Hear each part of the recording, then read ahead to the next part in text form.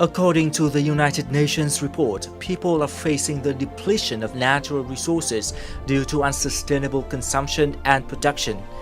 On water resources, people are causing pollution at a faster rate than the natural ability to clean themselves in rivers and lakes.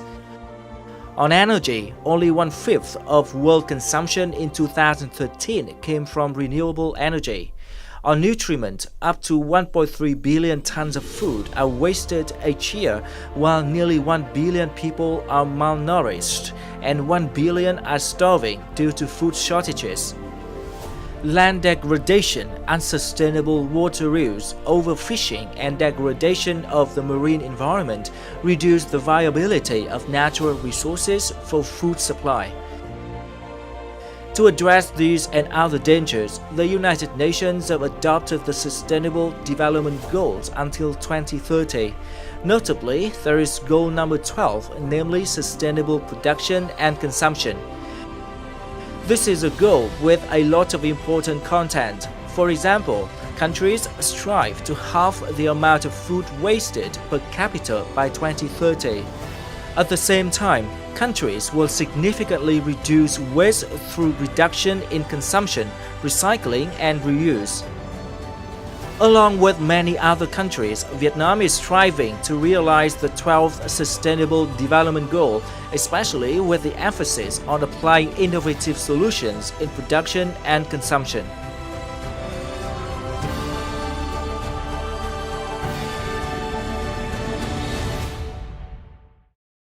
Hello and welcome to Sharing Vietnam. In our program today, we'll have a conversation with Mr. Johan Alvin, Second Secretary of the Swedish Embassy in Hanoi. He will share with us insights into innovative solutions for sustainable production and consumption around the world and in Vietnam. Hello, Mr. Alvin. Thank you very much for joining us today. Thank you so much for having me. It's a pleasure. So in your opinion, what are some major issues with production and consumption in the world today? Well, yes, indeed. It's what we are seeing today. The way we spend our resources today globally is not sustainable. The UN has calculated that if we continue at the same pace in 2030 or 2050 rather, we will need 3 globes to support our consumption and production the way it is today, and just doesn't add up. So this is something that needs to be addressed. Also, if we look at food consumption and production, 1/3 of all food produced today will be rotting away instead of being consumed by end consumers, either in the production line or in the transportation line or at home at consumers. So this is also something that is not sustainable in a world today where we have so many people undernourished and also starving in parts of the world. In particular, what are some key production and consumption issues with a developing country like Vietnam? If we look at Vietnam, like you say, look at the Mekong Delta and what's affecting it when it comes to the global climate changes driven by fossil fuel consumption, etc. You also see a lot of plastic in the oceans, which is negatively affecting fishery products and so on, and also people's livelihoods who are closely by the sea. So these are some rather concrete issues where Vietnam is affected, and reducing fossil consumption, fossil fuel consumption, is also one part of the challenges that face us globally, but also locally. Countries around the world are trying to implement the United Nations Sustainable Development Goals, particularly Sustainable Goal number 12. So what do you think of some key factors in the goal? I think when it comes to goal number 12, it's one of the most important, because it's one where we as consumers, as individuals, can have a direct impact, be it on the way we purchase, what we purchase and how we purchase it. Will we say, yes, thank you to that plastic bag, or will we say, no, I have my own recyclable bag? It's also about what kind of pressure we as consumers will put on the producers to act in a sustainable way. And I think that's the key word here, is sustainable, and to see companies realize their part in the production chain, and to realize what sort of impact they have on a society. And for governments, it's up to them to try to steer this through frameworks when it comes to business in whatever country we're facing or looking at. But it's a combination, of course, government policy and regulations. We have companies' ethics and production standards, and the end consumer's responsibility to be a critical consumer, to really be informed, to see what each and every one of us can do to affect. In your opinion, how can innovation help us achieve a sustainable development goal number 12? Yeah, if we look at it, we need to find ways to both consider the global challenges in competition in order to be profitable as a company, but also we need to be sustainable and address the environmental challenges and also the social challenges that are facing us. And that we really need innovation for that. And it comes to new kinds of ideas, it comes to new solutions or new services, or it comes to refining new ideas or refining old ideas or old practices that we've been facing, because we cannot simply continue the way we are. So that is really, it's a cutthroat thing. We need to innovate. Can you share with us some experience from Sweden in promoting innovation for sustainable production and consumption? I can say, as a government representative, it's a pleasure to say that of the 21 county councils that we have in Sweden, they have joined forces when it comes to their procurement practices. They are now governed by the same principles, that they will procure in a sustainable manner, and that is pushed down to all the local communities when they, as officials, procure, be it services or goods. So that is one way. And then, of course, we have other ways of addressing this, be it enormous energy savings in companies when it comes to dealing with new things. We have, for instance, Facebook, the international company, is placing their new server hall up in the very north in Sweden, where it's cold, so they don't have to use as much energy to cool the computer servers. They just have the intake from the cool air outside. And that saves vast amounts of energy, for instance.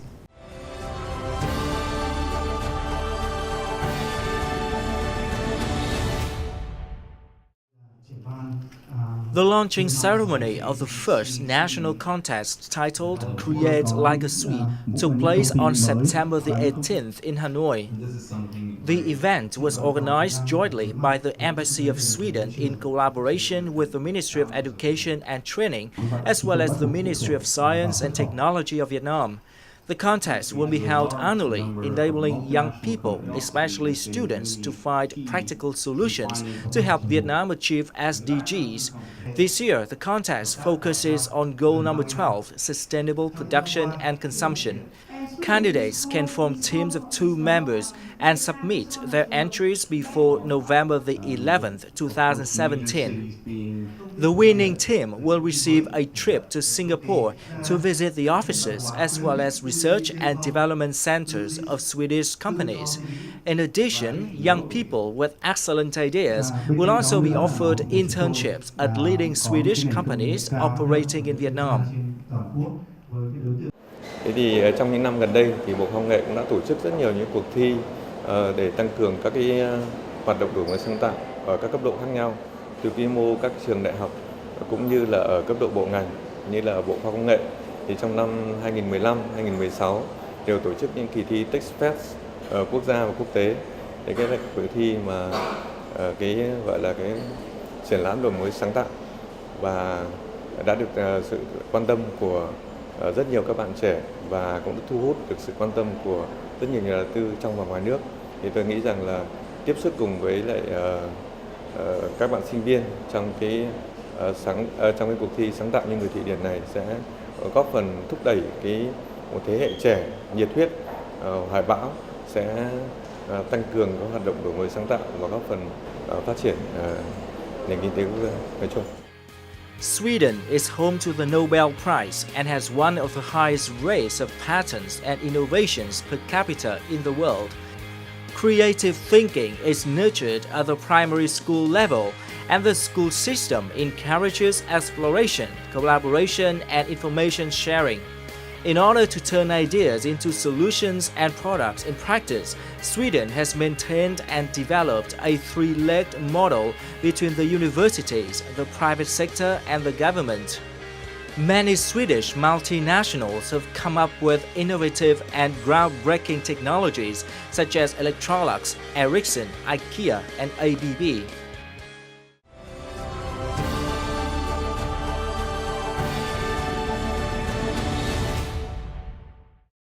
So the Swedish Embassy in Hanoi has just launched an innovation contest for young people in Vietnam. So in your opinion, how important is the role of the youth in achieving SDG number 12? I think one can't underestimate how important the young people will be for us to be able to reach that goal. In Vietnam, for instance, 2/3 of the population under 40, which is amazing. The potential that lies in that is unbelievable. And of course, they are also the future. They will be the ones who see the challenges that we're facing today with clear eyes. They are not constructed, or they're not inhibited by old thinking.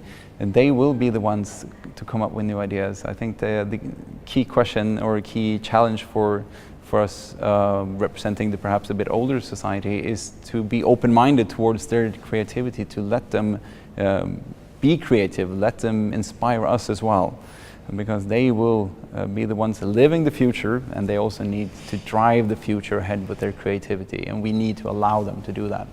So can you tell us about the expectation of the organizers from the competition to promote sustainable production and consumption in Vietnam?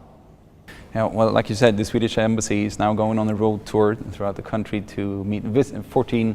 We're going to visit 14 universities to meet and interact with these students and really encourage them to let loose their innovative capability.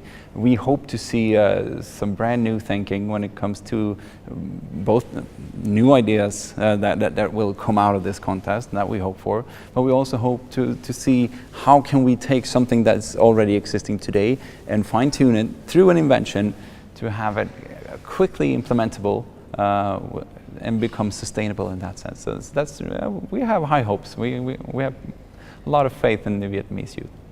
And finally, could you share with us some other activities of the Swedish Embassy in Vietnam to foster sustainable development here? Yes, well, thank you for giving the opportunity for that. Like I said, this is the start of this annual competition, which is gonna live on for a long time, we hope. But we also are looking into a Vietnamese internet forum, which will be the first of its kind. It's going to be launched in November. It's based from its Swedish predecessor, the Stockholm Internet Forum, which has been a great success globally, bringing together the entrepreneurs, talents, government policymakers, and the civil society to address how the internet is affecting us and how can we make the most of it and really reap the benefits. We're also going to be discussing a lot about safety, traffic safety. We're going to be having Traffic Safety Day, maybe not this year, hopefully we can make it, otherwise next year. We're also going to be launching a dinner in the memory of Alfred Nobel to celebrate the Nobel Prize. We're going to be having a big gala dinner here, where we will also have the prize ceremony for this Innovate Like a Swede contest to really commemorate the value of innovation. And throughout the year, of course, we will be interacting with our long-term friends from the Vietnamese government, of Vietnamese agencies, and also the companies from Sweden and Vietnam in finding new ways of bridging the gap between needs and ways to address those needs. Well, Mr. Alvin, thank you very much for sharing valuable insights with us today. We hope the contest will be a great success, and we look forward to further productive and innovative programs implemented by the Swedish Embassy in Vietnam in the future. Thank you. Thank you so much. Well, that's all for our Sharing Vietnam today. Thank you very much for watching, and see you again next time.